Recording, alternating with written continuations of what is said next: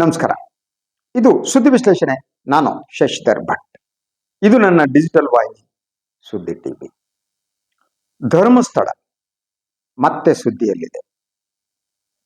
ಚಿನ್ನಯ್ಯ, ಮುಸುಕುದಾರಿ ಚಿನ್ನಯ್ಯ, ಆತ ಮತ್ತೆ ಸುದ್ದಿಯಲ್ಲಿದ್ದಾನೆ. ಚಿನ್ನಯ್ಯ ಮೊದಲು ಪ್ರತ್ಯಕ್ಷನಾದುದು ಮುಸುಕುದಾರಿಯಾಗಿ. ಈಗಲೂ ಆತ ಮುಸುಕುದಾರಿಯಾಗಿಯೇ ಕಾಣ್ತಾನೆ. ಅವನ ನಿಜವಾದ ಮುಖ ಯಾವುದು ಗೊತ್ತಿಲ್ಲ. ಆತ ಆಡುವ ಮಾತಿನಲ್ಲಿ ಸತ್ಯ ಯಾವುದು ಗೊತ್ತಿಲ್ಲ. ಸುಳ್ಳು ಮತ್ತು ಸತ್ಯದ ನಡುವಿನ ವ್ಯತ್ಯಾಸವನ್ನೇ ಆತ ಮರ್ತಿದ್ದಾನ ಗೊತ್ತಿಲ್ಲ. ಆತ ಯಾರದೋ ರಾಜಕೀಯ ದಾಟದ ದಾಳವಾಗಿದ್ದಾನ ಗೊತ್ತಿಲ್ಲ. ಹಾಗೇನೆ ಇನ್ನು ಯಾರೋ ಸೂತ್ರಧಾರರ ಅಣತಿಯಂತೆ ಆತ ವರ್ತಿಸ್ತಿದ್ದಾನ. ಪ್ರಶ್ನೆಗಳಿವೆ. ಈ ಪ್ರಶ್ನೆಗಳಿಗೆ ಉತ್ತರವನ್ನ ಕಂಡುಕೊಳ್ಳಬೇಕಾದರೆ ಇದಕ್ಕೆ ಹಲವು ರೀತಿಯ ಆಯಾಮಗಳಿವೆ. ಆ ಆಯಾಮಗಳನ್ನ ಹೇಳ್ತೀನಿ, ಮತ್ತು ಆತನ ಮಾತನ್ನ ಮಾಧ್ಯಮಗಳು ಗ್ರಹಿಸುತ್ತಿರುವ ರೀತಿ, ಅದರ ಹಿಂದೆ ಕೂಡ ಇನ್ನಾರೂ ಸೂತ್ರಧಾರರು ಇದ್ದಂತೆ ಕಾಣುತ್ತೆ. ಹೇಗೆ ಅದು ಸ್ವಲ್ಪ ನೆನಪು ಮಾಡ್ಕೊಳ್ಳಿ. ಇದ್ದಕ್ಕಿದ್ದ ಹಾಗೆ ಒಬ್ಬ ವ್ಯಕ್ತಿ ಮುಸುಕುದಾರಿ ಪ್ರತ್ಯಕ್ಷ ಆಗ್ತಾನೆ. ಆತ ಈ ಸೌಜನ್ಯಪರ ಹೋರಾಟಗಾರರ ಭೇಟಿ ಮಾಡ್ತಾನೆ. ತಿಮ್ರೋಡಿಯವರನ್ನ ಭೇಟಿ ಮಾಡ್ತಾನೆ, ಮಠಣ್ಣವರ ಭೇಟಿ ಮಾಡ್ತಾನೆ, ವಿಠಲ್ ಗೌಡ್ರನ್ನ ಭೇಟಿ ಮಾಡ್ತಾನೆ, ಎಲ್ಲರನ್ನು ಭೇಟಿ ಮಾಡ್ತಾನೆ.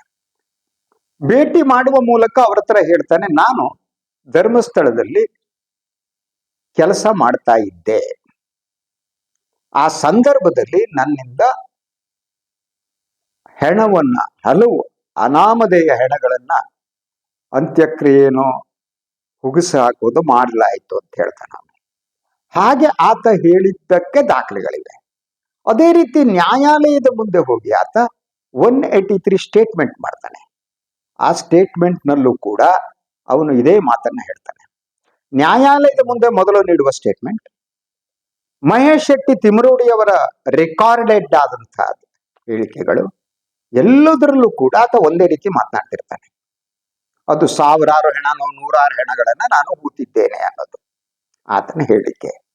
ಆದರೆ ಇದ್ದಕ್ಕಿದ್ದ ಹಾಗೆ ಒಂದು ದಿನ ಯಾವಾಗ SIT ರಚನೆ ಆಗುತ್ತೆ, SIT ರಚನೆ ಆದ್ಮೇಲೆ ತನಿಖೆ ಪ್ರಾರಂಭ ಆಗುತ್ತೆ. SIT ಅಧಿಕಾರಿಗಳ ಕೈಯಲ್ಲಿ ಚಿನ್ನಯ್ಯ ಸಿಗ್ತಾನೆ.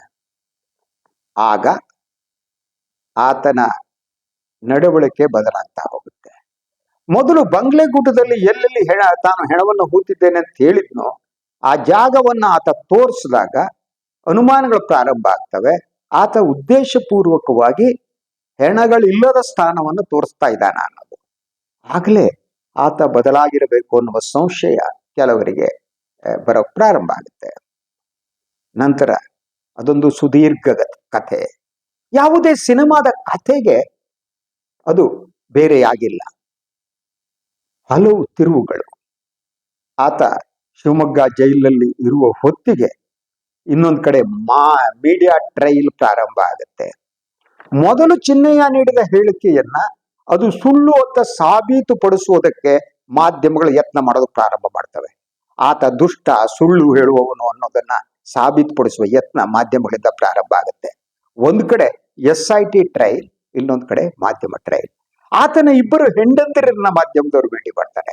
ಹಾಗೂ ಯಾರ್ಯಾರು ಸಾಕ್ಷಿದಾರರು ಬರ್ತಾರೋ ಅವ್ರನ್ನ ಎದಕ್ಕೆ ಬಂದು ಕಾರ್ನಲ್ಲಿದ್ದು ಅವ್ರ ಬಾಯಿನಲ್ಲಿ ಹೇಳ್ಸಕ್ ಮಾಡ್ತಾರೆ. ಅವ್ರದ್ದೆಲ್ಲ ಉದ್ದೇಶ ಒಂದೇ ಆಗಿರುತ್ತೆ. ಅದು ಚಿನ್ನಯ್ಯನ ಹೇಳಿಕೆ ಸುಳ್ಳು, ಇದೊಂದು ಬುರುಡೆ ಪ್ರಕರಣ. ಈ ಬುರುಡೆ ಅನ್ನುವ ನಾಮಧೇಯವನ್ನ ಮಾಧ್ಯಮಗಳು ಕೊಡ್ತವೆ. ಯಾಕೆಂದ್ರೆ ಬುರುಡೆ ಅಂದ್ರೆ ಸುಳ್ಳು ಅಂತ. ಅಂದ್ರೆ ತನಿಖೆ ನಡೆಯುವುದಕ್ಕಿಂತ ಮೊದಲೇನೆ ಇದು ಸುಳ್ಳು ಅನ್ನುವ ತೀರ್ಮಾನಕ್ಕೆ ಮಾಧ್ಯಮ ಬಂದಿರುತ್ತೆ. ಚಿನ್ನಯ್ಯ ಹೇಳಿದ್ದು ಸುಳ್ಳು. ಇದು ಧರ್ಮಸ್ಥಳದ ಧರ್ಮಸ್ಥಳ ಏನಿದೆ ಆ ಧರ್ಮಸ್ಥಳದನ್ನ ಹೆಸರು ಕೆಡಿಸುವಂತ ಒಂದು ಯತ್ನ. ಇದು ವೀರೇಂದ್ರ ಹೆಗಡೆ ಕುಟುಂಬದವರ ಹೆಸರನ್ನ ಹಾಳು ಮಾಡುವುದಕ್ಕೆ ಇದು ನಡೆಸ್ತಿರುವ ಯತ್ನ ಅನ್ನುವ ತೀರ್ಮಾನಕ್ಕೆ ಮಾಧ್ಯಮ ತನಿಖೆ ನಡೆಯುವುದಕ್ಕಿಂತ ಮೊದಲೇ ಬಂದ್ಬಿಡುತ್ತೆ. ಪ್ರಾಯಶಃ ವಿಶ್ವದ ಯಾವುದೇ ರಾಷ್ಟ್ರದಲ್ಲಿ ಮಾಧ್ಯಮ ಈ ರೀತಿ ವರ್ತನೆ ಮಾಡಿದ ಇನ್ನೊಂದು ಉದಾಹರಣೆ ಸಿಗಲಾರದು. ಅಟ್ಲೀಸ್ಟ್ ಕನಿಷ್ಠ ತನಿಖಾ ವರದಿ ಬರುವವರೆಗೆ ಈ ಮಾಧ್ಯಮಗಳು ಈ ಮೀಡಿಯಾ ಟ್ರಯಲ್ ಅನ್ನ ಯೂಸುವಲಿ ಎಲ್ಲೂ ಮಾಡಲ್ಲ. ಅದು ಇಂಡಿಯಾದಲ್ಲಿ ಮಾತ್ರ ಈ ಮೀಡಿಯಾ ಟ್ರಯಲ್ ಇಂಥ ಸಂದರ್ಭದಲ್ಲಿ ನಡೆಯೋದು. ಅದು ನಡೀತಾ ಹೋಗುತ್ತೆ. ಸೊ ಒಂದೊಂದೇ ರೀತಿಯಲ್ಲಿ ಚಿನ್ನಯ್ಯನ ಕುಟುಂಬ ಇದೆಯಲ್ಲ, ಇದೆಲ್ಲ ಸಾಕಪ್ಪ ನಮಗೆ ಅನ್ನಿಸುವಂತ ಸ್ಥಿತಿಗೆ ಬರ್ತಾರೆ. ಇದು ಒಂದು ಹಂತ. ಅಲ್ಲಿಯವರೆಗೆ ಮಾಧ್ಯಮ ಸಂಪೂರ್ಣವಾಗಿ ಚಿನ್ನಯ್ಯನ ಹೇಳಿಕೆ ಸುಳ್ಳು ಅನ್ನುವ ಒಂದು ತೀರ್ಮಾನದ ಬಂದು ಆ ಹೇಳಿಕೆಯನ್ನ ಅಲ್ಲಗಳೆಯುವ ಕೆಲಸವನ್ನ ಮಾಡ್ತಾ ಮಾಡ್ತಾ ಹೋಗ್ತವೆ. ಚಿನ್ನಯ್ಯ ಜೈಲಿಗೆ ಹೋಗ್ತಾನೆ. ಆತ ಜೈಲಿಂದ ಬಂದ ಮೇಲೆ ಇದ್ದಕ್ಕಿದ್ದ ಹಾಗೆ ಪ್ರಕರಣಕ್ಕೆ ಇನ್ನೊಂದು ತಿರುವು ಪಡ್ಕೊಳ್ಳಕ್ ಪ್ರಾರಂಭ ಆಗುತ್ತೆ. ಆದರೆ SIT ತನಿಖೆಯ ಬಗ್ಗೆ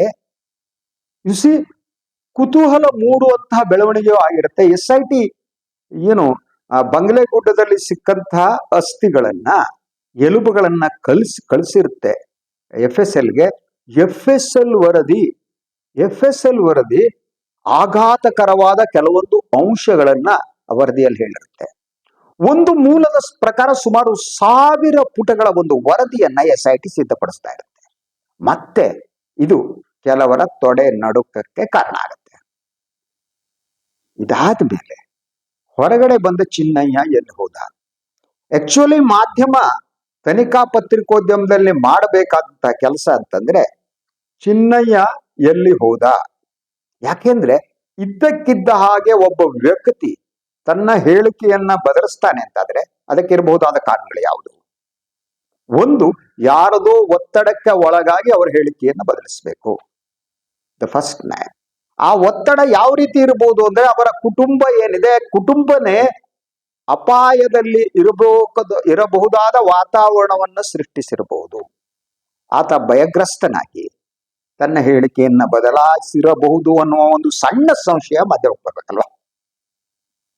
ಆ ಸಂದರ್ಭದಲ್ಲಿ ಮಾಧ್ಯಮ ಮಾಡಬೇಕಾದ ಕೆಲಸ ಅಂದ್ರೆ ಚಿನ್ನಯ್ಯ ಎಲ್ಲಿ ಹೋದ, ಆತ ಇದ್ದುದು ಯಾರ ಗೆಸ್ಟ್ ಹೌಸ್ ನಲ್ಲಿ, ಆತನನ್ನ ಸಾಕಿ ಸಲಹತಾ ಇರುವವರು ಯಾರು, ಈ ತನಿಖೆಯನ್ನ ಮಾಧ್ಯಮ ಮಾಡಬೇಕಾಗಿತ್ತು. ಆ ತನಿಖೆಯನ್ನು ಮಾಡಲ್ಲ. ಈ ನಡುವೆ SIT ತನ್ನ ತನಿಖೆಯನ್ನ ಬಹಳ ಗಂಭೀರವಾಗಿ ಮುಂದುವರಿಸುತ್ತೆ, ಥ್ಯಾಂಕ್ಸ್ ಟು ಪ್ರಣವ್ ಮೊಹಂತಿ ಅವರು. ಸೊ ಅವರು ಕೊಟ್ಟಂತ ನ್ಯಾಯಾಲಯಕ್ಕೆ ಸಲ್ಲಿಸಿದಂತ ವರದಿ ಏನಿದೆ, ಆ ವರದಿಯ ಬಗ್ಗೆ ಬೇರೆ ಬೇರೆ ರೀತಿಯ ಚರ್ಚೆಗಳು ಪ್ರಾರಂಭ ಆಗ್ತವೆ. ಆ ವರದಿಯಲ್ಲಿ ಏನಿದೆ ಅಂತ ಕೆಲವು ಅಂಶಗಳು ಲೀಕ್ ಆಗ್ತವೆ. ಅದರಲ್ಲಿ ಒಂದು, ಬಂಗ್ಲೆಗುಡ್ಡದಲ್ಲಿ ಸಿಕ್ಕಂತ ಅಸ್ಥಿ ಏನಿದೆ ಅದು ಒಬ್ಬಿಬ್ಬರದಲ್ಲ, 100 ಜನರದ್ದು ಅನ್ನುವ ಅನುಮಾನ SIT ವರದಿಯಲ್ಲಿರುತ್ತೆ. ಅದರ ಜೊತೆಗೆ ಅಲ್ಲಿ ಅಸುನೀಗಿದವರು ಏನಿದ್ದಾರೆ, ಅದು ಬಹಳಷ್ಟು ಅಸ್ಥಿಗಳನ್ನ ಗಮನಿಸಿದಾಗ ಅದು ಸಹಜ ಸಾವಿನ ಶವ, ಅದರಿಂದ ಇರುವ ಅಸ್ಥಿ ಅಲ್ಲ ಅಥವಾ ಎಲುಬಲ್ಲ. ಆ ಸಾವಿಗೆ ಬೇರೆ ಕಾರಣ ಇರಬೇಕು ಅಂತ. ಸೊ ಅದರ ಜೊತೆಗೆ ಅಲ್ಲಿ ಸಿಕ್ಕಂತಹ ಅಸ್ಥಿಗಳನ್ನ ಗಮನಿಸಿದಾಗ ಮಹಿಳೆಯರ ಅಸ್ಥಿನೂ ಇತ್ತು ಅನ್ನುವ ವರದಿ ಇದೆ ಅಂತ ಹೇಳಲಾಗ್ತಾ ಇದೆ. ಆದ್ರೆ ಈ ವರದಿ ಏನಿದೆ ಬಹಿರಂಗ ಆಗಲ್ಲ. ಈ ವರದಿಯ ಒಂದು ಪ್ರತಿ ಚೀಫ್ ಸೆಕ್ರೆಟರಿ ಶಾಲಿನಿ ರಜನೀಶ್ ಅವ್ರ ಕೈಲಿ ಹೋಗುತ್ತೆ. ಅವರು ಬಹಿರಂಗ ಪಡಿಸಲ್ಲ, ಸರ್ಕಾರನು ಬಹಿರಂಗ ಪಡಿಸಲ್ಲ. ಆ ವರದಿಯನ್ನ ಮುಚ್ಚಿ ಇಡುವ ಯತ್ನ ಪ್ರಾರಂಭ ಆಗುತ್ತೆ. ಆವಾಗಲೇ ಕೆಲವರಿಗೆ ಪ್ರಾರಂಭವಾದ್ದು ಆತಂಕ. ಆ ವರದಿಯಲ್ಲಿ ಏನಿದೆ, ಹೌ ಟು ಡೂ ಇಟ್, ಏನು ಅಂತ. ಅದರ ನಡುವೆ ಇನ್ನೊಂದು ಮೂಲಗಳ ಪ್ರಕಾರ ಈ UDR ಸಂಬಂಧಪಟ್ಟಾಗ ಅನ್ಐಡೆಂಟಿಫೈಡ್ ಡೆತ್ ರಿಪೋರ್ಟ್ಸ್ ಏನಿದೆ, ಅದಕ್ಕೆ ಸಂಬಂಧಪಟ್ಟ ಹಾಗೆ SIT ಪೊಲೀಸರು ತನಿಖೆಯನ್ನ ಪ್ರಾರಂಭ ಮಾಡಿದ ಮೇಲೆ ಮತ್ತೆ ಹೊಸದಾಗಿ 14 ಪ್ರಕರಣಗಳು ದಾಖಲಾಗಿವೆ ಅನ್ನುವ ವರದಿ ಬಗ್ಗೆ ನಿಖರ ಮಾಹಿತಿ ಹೊರಗಡೆ ಬಂದಿಲ್ಲ. ಹಾಗಿದ್ರೆ ಆ 14 ಹೊಸ UDR ಪ್ರಕರಣಗಳಿವೆ, ಅದನ್ನ ತನಿಖೆ ಪೊಲೀಸರು ಏನ್ ಮಾಡಿದ್ದಾರೆ. ಸೊ ಇಡೀ ಪ್ರಕರಣ ಏನಿದೆ ಅದು ಹೆಣಹೂತ ಪ್ರಕರಣ ಮತ್ತು ಹೆಣ ಸಾಗಾಟ ಮಾಡಿದ ಪ್ರಕರಣ, ಬುರುಡೆ ಪ್ರಕರಣ ಅಲ್ಲ. ಇದನ್ನ ಬುರುಡೆ ಪ್ರಕರಣ ಅಂತ ಯಾರು ಅದನ್ನು ತಿರುಚಿದ್ದಾರೆ ಮಾಧ್ಯಮದವರು, ಅವರಿಗೆ ಬುರುಡೆ ಸರಿ ಇಲ್ಲ, ಬುರುಡೆ ಇಲ್ಲ, ಒಳಗಡೆ ಏನು ಇಲ್ಲ. ಸೊ ಒಂದು ಹೆಣಹೂತ ಪ್ರಕರಣದಲ್ಲಿ ಇರಬೇಕಾದ ಪ್ರಶ್ನೆ ನಾನು 2-3 ಸಂದರ್ಭದಲ್ಲಿ ಬಹಳ ಸ್ಪಷ್ಟವಾಗಿ ಹೇಳಿದ್ದು. ಮೊದಲನೇದಾಗಿ, ಈಗೇನು ಚಿನ್ನಯ್ಯ ಈಗ ನ್ಯಾಯಾಲಯದ ಮುಂದೆ ಏನೋ ಒಂದು ಹೇಳಿಕೆಯನ್ನು ಕೊಟ್ಟಿದ್ದಾನೆ, ಒಂದು ಅಫಿಡವಿಟ್ ಕೊಟ್ಟಿದ್ದಾನೆ. ಅದು ಆತ ಮೊದಲ ಕೊಟ್ಟ ಹೇಳಿಕೆಗೆ ವ್ಯತಿರಿಕ್ತವಾಗಿ ವಿರೋಧವಾಗಿದೆ. 183 ಪ್ರಕಾರ ಅವನು ಕೊಟ್ಟ ಹೇಳಿಕೆಗೂ ಈಗ ಆತ ಕೊಟ್ಟ ಹೇಳಿಕೆಗೂ ಒಂದು ಯು ಟರ್ನ್ ಇದೆ. ಇಲ್ಲಿರುವುದ ಪ್ರಶ್ನೆ ಏನು? ನೀವು ಆತ 183 ಕಲಂ ಪ್ರಕಾರ ನ್ಯಾಯಾಲಯದ ಮುಂದೆ ಕೊಟ್ಟಂತ ಹೇಳಿಕೆಯನ್ನ ಸುಳ್ಳು ಅಂತ ಸಾಬೀತುಪಡಿಸೋದಕ್ಕೆ ಏನು ಮಾಧ್ಯಮಗಳು ಟ್ರೈ ಮಾಡಿದ್ವು. ಈಗ ಆತ ಹೊಸದಾಗಿ ನ್ಯಾಯಾಲಯದ ಮುಂದೆ ಏನು ಅಫಿಡೇವಿಟ್ ಕೊಡ್ತಾನೆ, ಅದು ಸತ್ಯ ಅನ್ನುವ ಒಂದು ತೀರ್ಮಾನಕ್ಕೆ ಮಾಧ್ಯಮ ಬಂದ್ಬಿಟ್ಟಿತ್ತು. ನಿನ್ನೆಯಿಂದ ನೀವು ಮೇನ್ ಸ್ಟ್ರೀಮ್ ಮೀಡಿಯಾವನ್ನ ನೋಡ್ತಾ ಇದ್ರೆ ಸ್ಫೋಟಕ ಮಾಹಿತಿ ಬಹಿರಂಗ, ಇದರ ಹಿಂದೆ ಏನು ಮಾಡಿದ್ರು ಗೊತ್ತಾ? ಪ್ರಕಾಶ್ ರೈ ಫೋನ್ ಮಾಡಿದ್ರಂತೆ. ನಿಮ್ಮ ಅಜ್ಜಿದು ಪಿಂಡ ಅಂತ ಹೇಳ್ತೀನಿ ಇವರಿಗೆ. ಏನ್ ಹೇಳಿ? ನಿಮ್ಮ ಅಜ್ಜಿನ ಪಿಂಡ ಇದು ಮಾಧ್ಯಮದವ್ರದ್ದು. ಯಾರಿಗೋ ಫೋನ್ ಮಾಡಿದ್ರು, ಅದ್ರ ಜೊತೆಗೆ 200 ಕೋಟಿ ರೂಪಾಯಿ ವ್ಯವಹಾರ ಅಂತ ಚಿನ್ನಯ್ಯ ಹೇಳ್ದ ಅಂತ ಹೇಳಿ. ಅದು 200 ಕೋಟಿ ವ್ಯವಹಾರ ಅಂತ ಅವನಿಗೆ ಈಗ ಜ್ಞಾನೋದಯ ಆಯ್ತಾ? ಮೊದಲಿಲ್ವ ಅವನಿಗೆ? ಮೊದಲಿದ್ರೆ ಯಾಕೆ ಹೇಳಿಲ್ಲ ಅವನು? 200 ಕೋಟಿ ವ್ಯವಹಾರ ಯಾರು ಮಾಡಿದ್ರು, ಯಾರು 200 ಕೋಟಿ ರೂಪಾಯಿ ಕೊಟ್ರು ಹೇಳ್ಬೇಕಲ್ವಾ? ಅಟ್ಲೀಸ್ಟ್ ಪ್ಲಾಂಟ್ ಮಾಡೋರಿಗಾರು ಬುದ್ಧಿ ತಲೆ ಬೇಕಲ್ರಿ. ನಂಬುವಂತ ಸುದ್ದಿ ಯಾರು ಪ್ಲಾಂಟ್ ಮಾಡಿಸ್ಬೇಕು ಅಂತ ಹೇಳಿಸ್ಬೇಕು. ಪಾಪ ಅವ್ನು ಯಾರು ಗೆಸ್ಟ್ ಹೌಸ್ ನಲ್ಲಿ ಇದ್ದ ನಾನು ಹೇಳಕ್ ಹೋಗಲ್ಲ, ಯಾರು ಅವ್ನ ರಕ್ಷಣೆ ಮಾಡ್ತಿದ್ರು ನಾನು ಹೇಳಕ್ ಹೋಗಲ್ಲ. ಆತನನ್ನ ಯಾರು ಇಟ್ಕೊಬಿಟ್ಟು ಅವನನ್ನ ಈ ರೀತಿ ರೆಡಿ ಮಾಡಿ ನ್ಯಾಯಾಲಯದ ಮುಂದೆ ಹೇಳಿಕೆ ಕೊಡ್ಸಿದ್ರು ನಾನು ಹೇಳಕ್ ಹೋಗಲ್ಲ. ಸೊ ಇದು ಷಡ್ಯಂತ್ರ ಆಗಿದ್ರೆ ಮಟ್ಟಣ್ಣನವ್ರನ್ನ, ಮಹೇಶ್ ಶೆಟ್ಟಿ ತಿಮ್ರೂಡಿ ಅವ್ರನ್ನೆಲ್ಲ ಬಡಿದು ಒಳಗಾಕಿ ನೋ ಇಶ್ಯೂ. ಆದ್ರೆ ನನಗೆ ಬೇಕಾದ ಉತ್ತರ ಅಂದ್ರೆ ಅಲ್ಲಿ ಸಿಕ್ಕಿರುವಂತ ಹೆಣಗಳೇನಿವೆಯಲ್ಲ, ಅವರು ಹೆಣ ಆಗುವುದಕ್ಕೆ ಕಾರಣ ಯಾರು? ಆ ಸಾವಿಗೆ ನ್ಯಾಯವನ್ನ ಕೊಡಿಸಿದೇನೆ ನೀವು ಮುಂದುವರಿಯೋಕ್ ಸಾಧ್ಯ ಇಲ್ಲ.